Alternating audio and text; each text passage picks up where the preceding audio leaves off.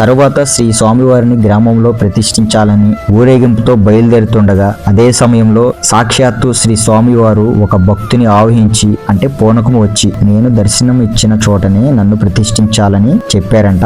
భక్తులు శ్రీ స్వామివారి ఆదేశం ప్రకారం వెంటనే అమలు చేయడానికి మొదలుపెట్టారు. కానీ ఉత్తరాభిముఖమున వెలిసిన శ్రీ స్వామివారిని గ్రామ ప్రజలందరూ తూర్పు ముఖముగా ఉంచటంతో వెంటనే ఆకస్మికంగా గాలివానతో కూడిన పెను తుఫాను విరుచుకుబడి వేసిన పందిళ్లన్నీ చిన్న భిన్నమైపోయాయి. జరిగిన పొరపాటును వెంటనే గ్రహించి శ్రీ స్వామివారిని యథావిధిగా ఉత్తరాభిముఖమును చేయగా కొద్ది క్షణంలో తుఫాను శాంతించిందంట. గ్రామ ప్రజలందరూ కలిసి శ్రీ స్వామివారికి ఆలయం నిర్మించి అందుట్లో ప్రతిష్ఠించాలని సంకల్పించగా ఈ చోటనే నాకు ఆలయాన్ని నిర్మించండి అని వాళ్ళ స్వప్నంలో చెప్పాడంట స్వామివారు. నా వలనే ఈ గ్రామము నెమలిగా ప్రసిద్ధి చెందుతుందని వారికి చెప్పారంట.